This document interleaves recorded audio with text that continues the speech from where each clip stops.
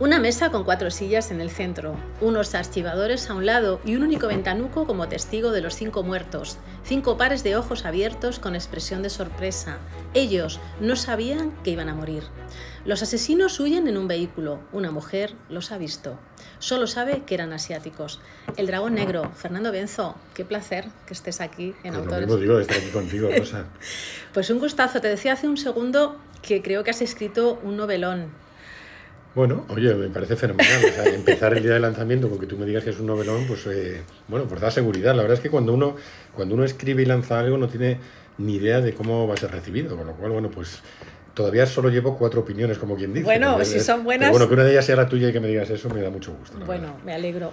Abríamos la novela, o abres la novela con estos 5 cadáveres en un polígono industrial en el que yo creo que quieres provocar al lector. Lo que no tengo muy claro es qué quieres provocar, nada más empezar. No, yo quiero impactarle. Avisarle de vienen cosas muy, muy gordas.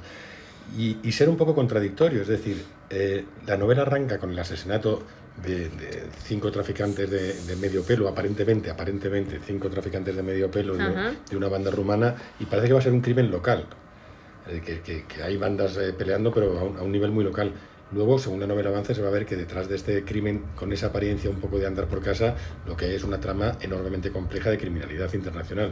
Con lo cual, lo primero es impactar. Yo creo que eso que se decía de las historias tienen que empezar con una explosión y de ahí para arriba, bueno, pues he empezado con una matanza y de ahí para arriba, y luego sorprender.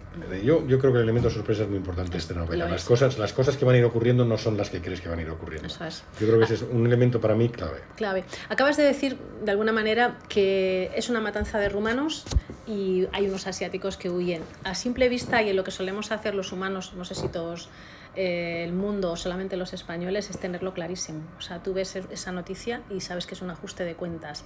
¿Por qué somos tan dados a resumirlo todo? Sí, no solo eso, sino que hay una cosa muy curiosa que lo dicen los policías de la novela, que cuando tú dices es un ajuste de cuentas ya no sigues investigando. Ahí. Da igual, un ajuste de cuentas, entonces, bueno, ¿quién les ha matado? El nombre de los asesinos y el nombre de las víctimas, que también hay un momento dado en que Estela, la protagonista, se da cuenta de que nadie en ningún periódico ha mencionado los nombres de las víctimas, y luego se pone a pensar en ello y dice, yo tampoco me sé el nombre de las víctimas. No nos importa. El crimen de estos 5 cadáveres iniciales en realidad tienen relevancia por cómo se produce el crimen, porque es muy espectacular 5 muertes. Si los llegan a matar uno a uno tranquilamente en un callejón, ni siquiera accede a los medios. Con lo cual hay algunas cosas que tenemos muy interiorizadas, que forman parte de nuestra vida y que ya no nos llaman la atención. Es decir, matan a gente y nos dicen es un ajuste de cuentas y pasamos a la siguiente noticia. Vale, pues era un ajuste de cuentas, ahora a por la siguiente. Ya está resuelto. Ya está resuelto, exacto. No tienes que saber quién es la persona que ha hecho ese ajuste, no tienes que saber nada. Has nombrado a Estela, ya que la has nombrado, vamos por ella. La defines como es la inspectora meticulosa, rígida y tiene mucho sentido de la ética. Quiero que me cuentes tú el resto.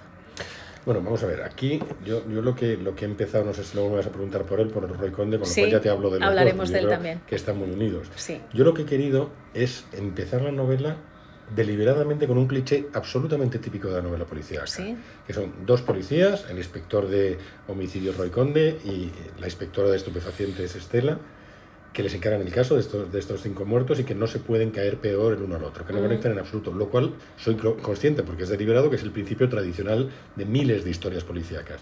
¿Y por qué he querido hacerlo así? Porque a partir de ahí, cuando tú, lector, digas, ya sé lo que me viene, porque esto ya lo he visto muchas veces, empieza a sorprenderte. Hasta el punto de que yo creo que al final, cuando la novela ya ha avanzado, yo uso la referencia de los cocineros, ya he deconstruido un poco el género policíaco, ¿no? Entonces, en el caso de Estela en concreto, a mí me pasa una cosa muy peculiar en los últimos tiempos, que es que cada vez me gustan más los personajes femeninos. Yo, en mis últimas novelas, y en esta es el caso que es la protagonista, no sé por qué la creación de un personaje femenino es un reto mucho mayor en un autor varón. Sí.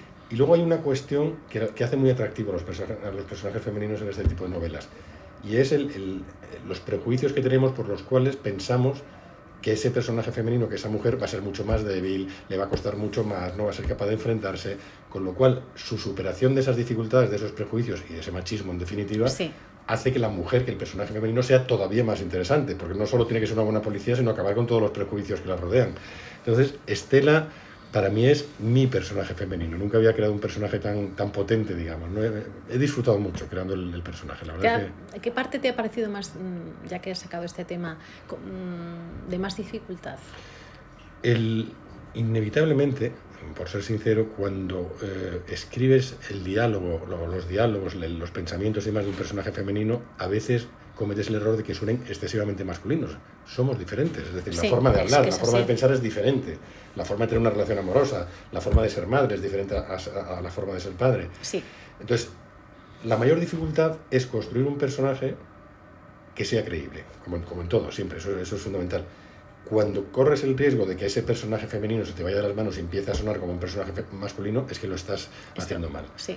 A lo que se suma otra cuestión en el caso de Estela, y es que la Estela de las primeras páginas de la novela, la Estela de las últimas páginas de la novela, son dos personajes que no tienen nada que ver.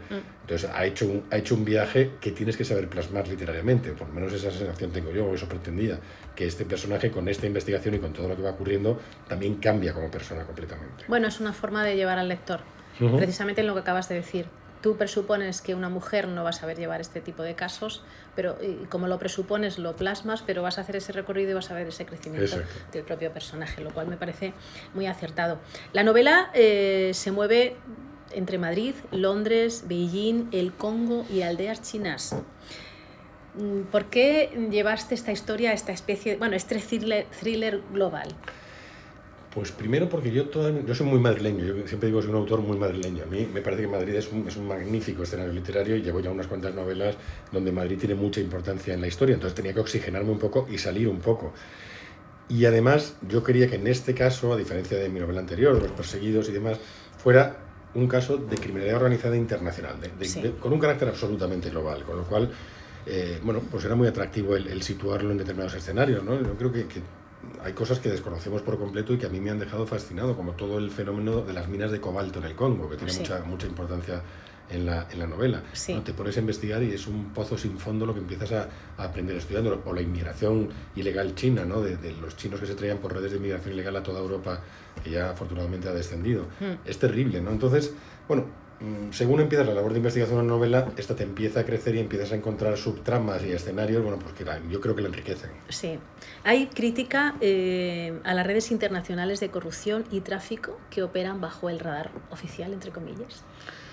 Sí, hay determinados fenómenos de inmigración ilegal y de trata de personas que serían absolutamente imposibles sin el apoyo de determinados gobiernos o determinados círculos de poder que se benefician de ello además. Sí. Entonces, eso lo quería plasmar. Yo no hago una novela contra los políticos, por así decirlo. Yo hago una novela contra la criminalidad en general, y dentro de la criminalidad uno de los actores fundamentales muchas veces son los propios gobiernos, que por determinados intereses fomentan redes de inmigración ilegal o redes de explotación de mujeres o lo que sea. Que queda tapado. Hay, yo creo, también en esta novela, Fernando, una reflexión sobre lo que estamos dispuestos a sacrificar para saber la verdad.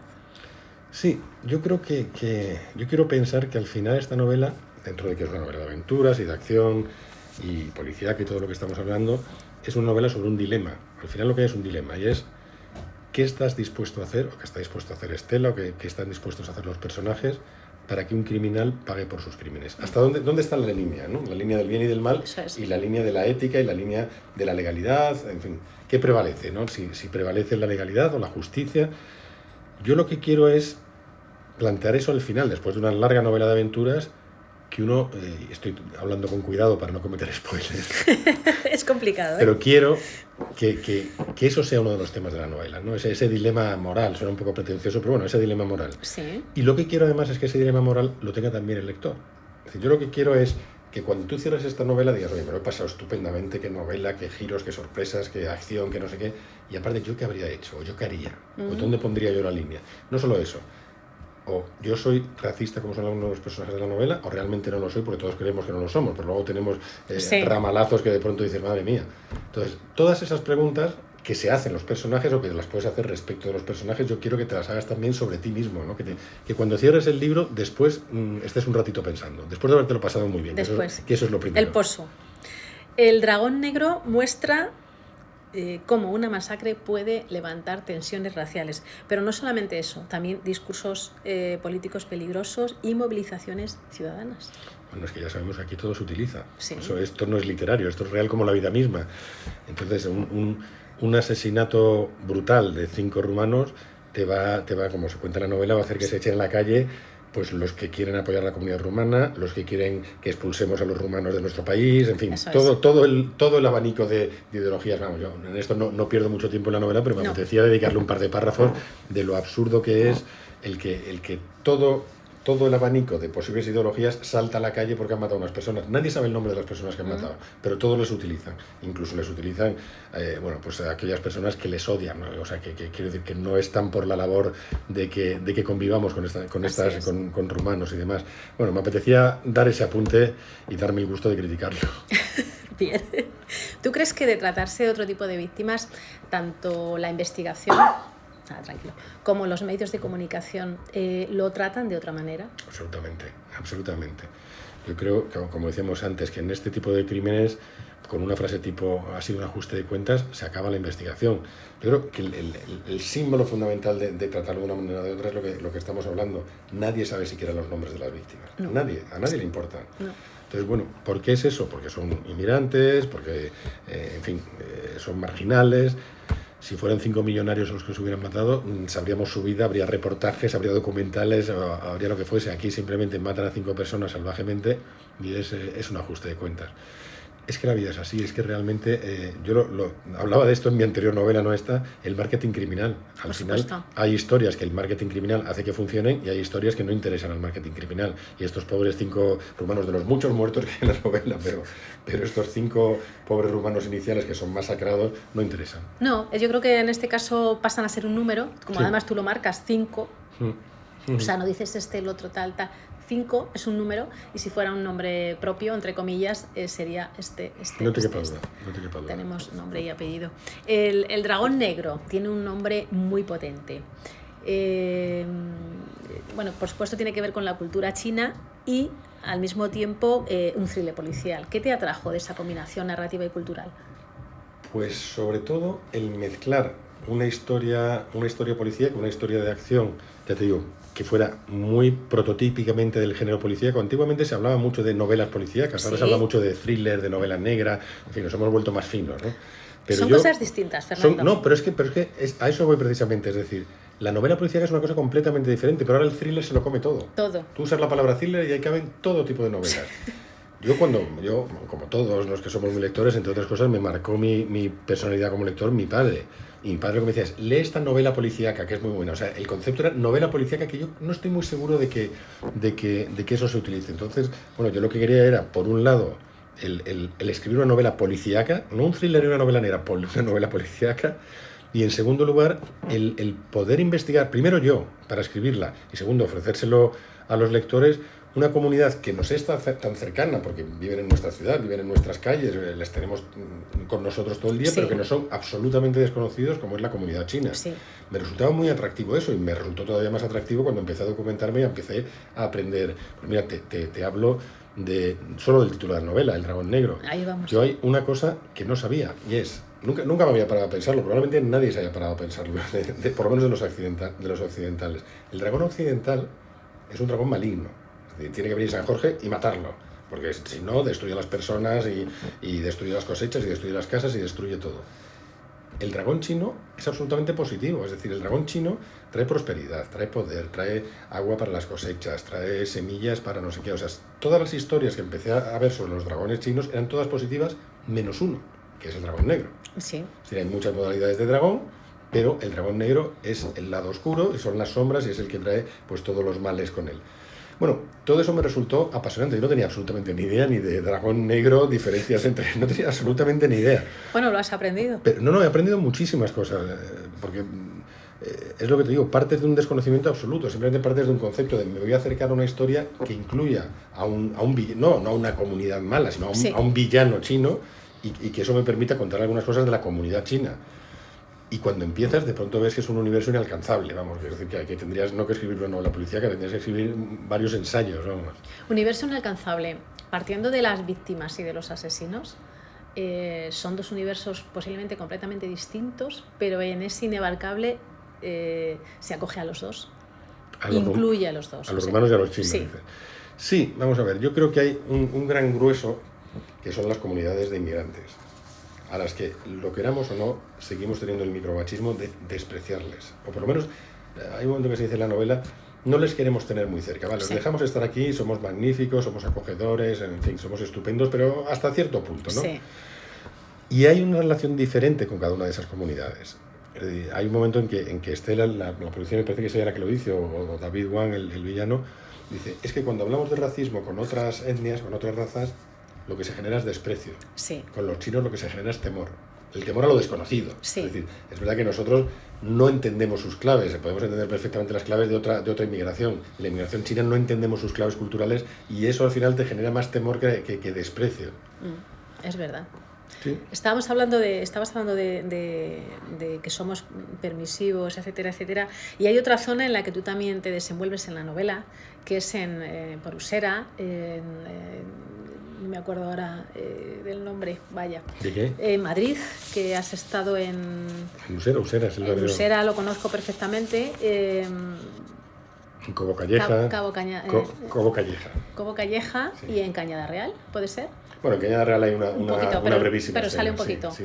Bien. No, vamos a ver. Usera es una especie de Chinatown. Totalmente. Pero un Chinatown auténtico, porque es verdad que ha habido una intención por los políticos de ¿cómo se dice?, de pintoresquizarlo. No sé si esa palabra existe, volverlo pintoresco. Sí.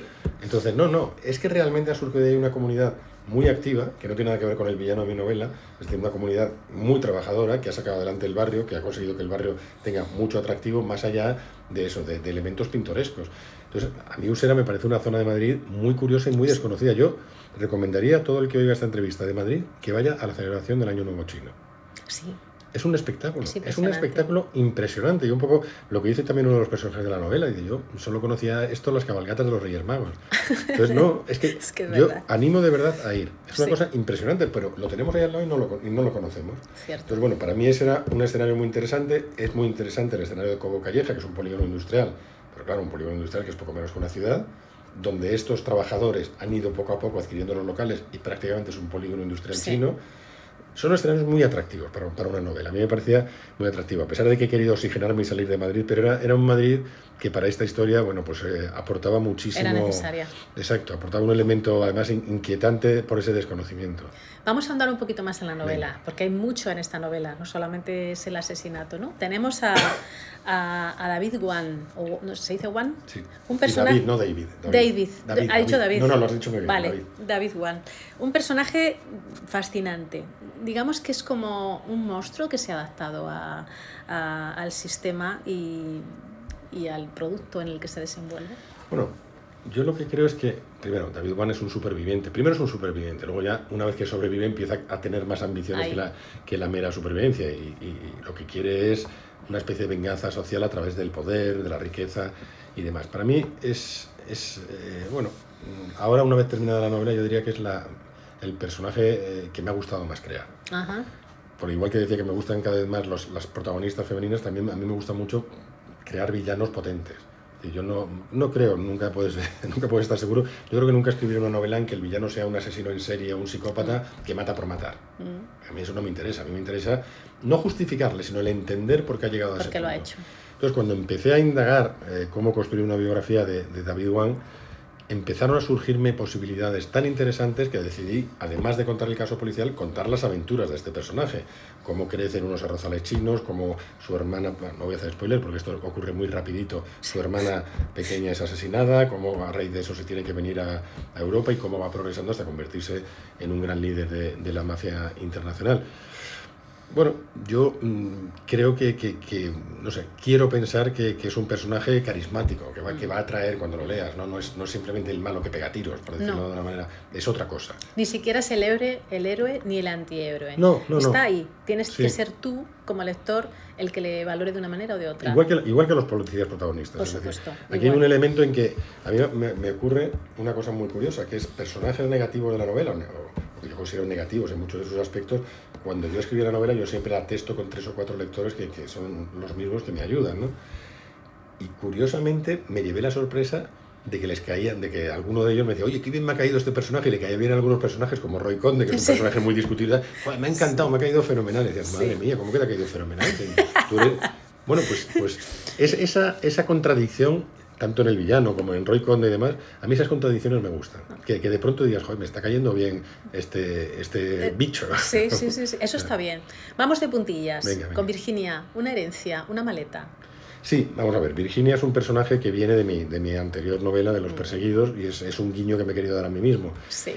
Yo escribí una novela, Los Perseguidos, muy cerradita. Era una novela muy larga, pero con un argumento muy cerrado. Pero había un personaje que no se sabía qué pasaba con ella. Era un personaje que dejaba a su marido, a Dardo, uno de los protagonistas de aquella novela, se marchaba a Buenos Aires y desaparecía de la trama. Y a mí me apetecía terminar su historia. O sea, de alguna manera me había quedado con la cosa de, bueno, ¿qué ha sido de Virginia? ¿Dónde está? ¿Cómo le fue la vida? Y la forma de cerrar su historia fue recuperarla para esta novela. Bien. Ella viene dentro de las tramas de crímenes y demás, su marido fue asesinado y de pronto se encuentra con que ese marido al que abandonó la ha declarado su heredera, y no solo eso, se encuentra con que hay en una empresa de custodia de maletas y demás, que hay 60 millones de euros esperándola. Bueno, pues a partir de ahí también Virginia va a tener que hacer un cierto viaje, ¿no? De qué quiere hacer con esos 60 millones, que es al final dinero producto del crimen, y en ese viaje yo creo que va a cerrar, o va a intentar cerrar por lo menos algunas de las heridas del pasado. Uh-huh. Eso, a mí, en esa idea de tener dos personajes femeninos, a su vez, era dos personajes femeninos muy diferentes. Es decir, Estela, que tiene su fortaleza de policía, con su formación y demás, y Virginia, que es un personaje mucho más vulnerable, que viene muy herida del pasado, que viene, pues un poco, en algunos momentos, un poco esos perrillos que recoges y se vienen arriba y se van recuperando, ¿no? Por lo menos yo la veía un poco así, ¿no? Esos personajes muy castigados que de pronto las heridas empiezan a cicatrizar y la vida la empieza a ver de otra manera. Tenemos el bicho. Tenemos el bicho. El bicho, yo le llamo el bicho, es un poco el representante del lado oscuro de la policía. ¿Quién te parece a ti que es? Bueno, a mí es que es un personaje que me encanta por de pronto se me ha olvidado quién era el bicho. No me ha dicho el bicho, ¿sabes? ¿Quién es el bicho? Pues te estoy ayudando. A mí me gustan estos personajes que no son tan malos como te parece. Igual que me gusta que no sean tan buenos como te parece al principio, también me gustan los que no son tan malos como te parece al principio. El bicho es un personaje repugnante. Sí, por eso se llama el bicho. Sí, y es lo peor. Pero al mismo tiempo tiene un código propio, un código moral propio. Y bueno, pues tiene sus principios y tiene sus reglas y tiene sus formas de comportamiento. Y al final es uno de esos personajes que te digo que algunos lectores dirán, ¡joder, qué bien me ha caído! Y otros te dirán, ¡qué asco de tío! Y a mí eso me gusta mucho. Esa sensación de que una persona te dice, oye, he leído tu libro, qué asco el bicho. Y otro dice, oye, he leído tu libro, qué bien me lo he pasado conociendo al bicho. Esa sensación es, porque en la vida es así, nosotros todos les caemos bien a unas personas, les caemos mal a otras. Entonces, cuando ocurre eso, mi sensación es, vale, he creado un personaje creíble. Sí. Porque a este le cae bien, a este le cae mal, a este le ha hecho reír y a este le han dado ganas de pegar una bofetada. Entonces yo me he divertido mucho con el bicho. O has sido capaz de mostrar los dos lados, que no es fácil. Pero es que todos tenemos dos lados. Pero que has sido capaz de mostrarlo ya. Y que el lector lo perciba. Uh-huh. Tú no puedes caerle bien a todo el mundo. Cuando alguien te dice, jo, qué bien estoy, o que a gusto tal, dices, ¿he mostrado mi lado bueno? No. Uh-huh. Te has mostrado como eres tú. Exacto. Otra cosa es que la otra persona haya volvemos percibido a esa parte. sensación cuando cierres la novela. O sea, cuando cierres la novela, a unos dirá, los personajes que me cayeron bien, por así decirlo, esta novela serán este, y otros en cambio dirán serán este. Sí. Yo creo que eso es una buena señal. Es un buen indicio. ¿No te parece que la impunidad es el verdadero protagonista de esta historia? Sí. Vamos a ver, la impunidad de todos, la impunidad de los villanos o de las mafias internacionales, la impunidad de los policías corruptos, incluso la impunidad de los policías buenos, digamos. Es decir, yo creo que efectivamente la impunidad es en el sentido de vamos a permitir que los crímenes queden sin resolver o queden sin pagar nadie por ello, o vamos a seguir adelante hasta que alguien pague por los crímenes. Bueno, en la novela se está luchando contra, desde luego la impunidad está establecida y lo que luchan los protagonistas de esta novela es contra esa impunidad, sin ninguna duda. Vamos. Está ahí todo el rato. Sin duda. ¿Qué tipo de asesino es Fernando? Yo, asesino en serie. Pues mira, yo no soy nada asesino. La verdad es que cuando uno es escritor de este tipo de novelas parece que tiene un lado oscuro siniestro, pero la verdad es que no lo tengo. Soy absolutamente simple e incluso soso y aburrido, pero cuando me pongo a escribir me sale una vena extraña. Yo sí te diré que en esta novela me hace mucha gracia que me preguntes eso, porque sí es verdad que en esta novela llegó un punto en que tenía la sensación de que me había convertido en un asesino en serie. Es decir, yo nunca en mis novelas han muerto tantos personajes. Y disfrutaba muchísimo matándoles. Claro, es que nada más abrir te has cargado unos cuantos. Pero no solo en el arranque, es que me lo he pasado muy bien matando a lo largo de la novela. Entonces, sí, de pronto me he dado cuenta de me estoy convirtiendo en un asesino en serie literario, porque es que no hay nada que pueda disfrutar más que el estar quitándome de en medio a unos y a otros y matando, con lo cual, bueno, retiro todo lo que he dicho antes, no soy tan bueno, soy un asesino en serie. Por ahora solo en términos literarios, esperemos que me quede ahí. Lo tengo todo grabado. Has dicho antes, ya estamos terminando, que escribir el papel de la mujer es una de las cosas que más te está gustando, que más dificultad te produce, porque tienes que ponerte en un papel femenino, que es completamente, es distinto, queramos o no. Pero ¿qué emoción te parece o te produce más dificultad a la hora de expresarla? Pero no en hombres o mujeres, en todo, ¿eh? En general. Para mí es un tema que está en todas mis novelas y lo que más me cuesta expresar es el concepto de lealtad. Bien. O sea, yo en todas mis últimas novelas la lealtad está en el trasfondo de las historias que cuento, porque yo creo que es un elemento enormemente importante. Está las relaciones de familia, está la fidelidad de las parejas, está la amistad, pero hay algo mucho más poderoso que todo eso, que es la lealtad. Quizás es más abstracto, pero yo creo que tiene mucha más potencia, tiene muchísimo más poder que todo lo anterior. Con lo cual ese es el sentimiento más complicado, el de la lealtad. Ahí sí que no hay diferencia entre personajes masculinos y femeninos. El por qué una persona hace cosas por lealtad y el por qué una persona se convierte en un villano simplemente porque vulnera o viola o rompe la lealtad que debería tener alguien o que alguien le tenía. Entonces, ese es el sentimiento, yo diría que la lealtad. La lealtad. ¿A ti te gusta mucho el hilo musical? Eres muy de música en los libros. ¿Qué música tenemos en El Dragón Negro? Pues en este es en que menos música tengo, me da mucha rabia. Por eso. Porque me he dado cuenta después de haberlo escrito. Yo cuando escribo siempre pienso que mis libros tienen banda sonora. A mí me encantaría que existiera la banda sonora de los libros. Sí. No que hagas, que lo he hecho, que hagas una lista de Spotify, sino que de alguna manera los libros tuvieran banda sonora, lo cual no sé si algún día se inventará, pero ahora mismo no existe. Yo es que no puedo evitar escuchar música tradicional china en este libro. No puedo evitarlo. Bueno, decir, sí, pero también porque es una lo que música, hay en el ambiente. Claro, claro, es una música que lógico. desconoces. Igual que estoy escribiendo sobre un mundo desconocido y sobre un villano desconocido y demás, también la música es desconocida. No me imagino a David Wan escuchando coplas, no sé. No, por supuesto. Entonces, bueno, digamos que esa sería la música que como no domino no he podido hablar de ella. Pero es verdad que es el libro en que más falta banda sonora. Más he prescindido de banda sonora de todos los que he escrito anteriormente. Y en esta documentación o cuando has estado escribiendo, ¿qué te ha sorprendido mucho? No sé, ¿qué te ha llamado la atención? ¿Qué has dicho? Ostras, esto no tenía ni idea. Vamos a ver. No tiene por qué ser malo ni bueno, no, simplemente que te sorprenda. Es que me ha sorprendido todo. Porque yo no sabía nada de la cultura china ni de la comunidad china, lo cual no tiene mucho sentido. ¿Por qué decides escribir esto? Bueno, pues porque se me ocurre esta historia y a partir de ahí empiezo a aprender. He aprendido mucho en el sentido de cómo unas personas dejan un país completamente diferente al nuestro, donde no tiene absolutamente nada en común, se van viniendo para acá, inician una vida, se van abriendo camino, prosperan. No sé, la sensación de aventura vital de todas, que es la misma para cientos de personas y de muchas otras procedencias, pero en el caso de los chinos, además, con ese añadido, con esa dificultad añadida, yo creo que les tenemos un rechazo mayor, realmente lo creo, por desconocimiento, por tal, pero les tenemos un rechazo mayor. Y ellos mismos, al producirse ese rechazo, también viven mucho más cerrados, no son permeables, digamos. Sí. Con lo cual, el conjunto de asomarme a un mundo que me era totalmente desconocido, para mí es el gran aprendizaje que me llevo. Yo siempre digo que me da mucha pena que el villano sea chino, con lo que me han encantado lo que ha aprendido la comunidad china, pero ha tocado que el villano lo fuese, ¿no? Pero me ha permitido aprender muchísimo y la verdad es que me ha deslumbrado muchísimo. El Dragón Negro, potente la portada. Sí. Y lo que hay dentro.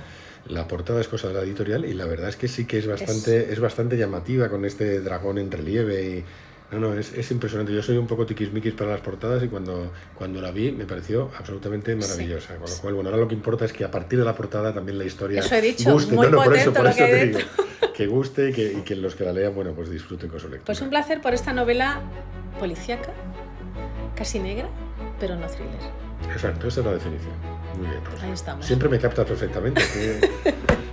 Muchas gracias. Venga, muchísimas gracias. Gracias Rosa. a ti.